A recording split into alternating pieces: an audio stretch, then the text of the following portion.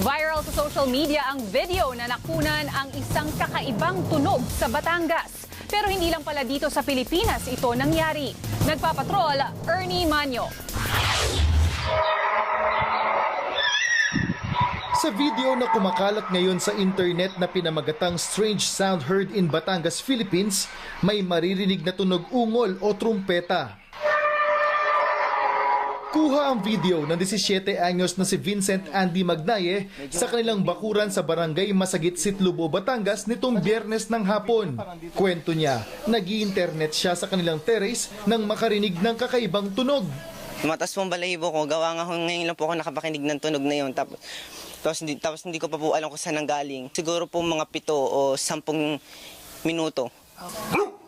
Napansin din niya na nag-iba ang kinikilos ng mga hayop sa kanyang paligid.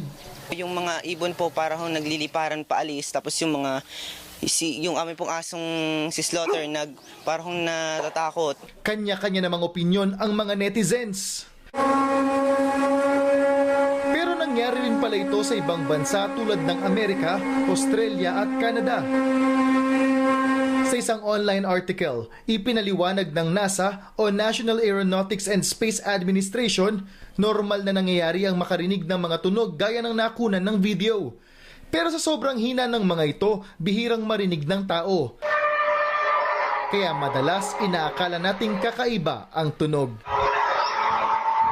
Ernie Manyo, ABS-CBN News, Batangas.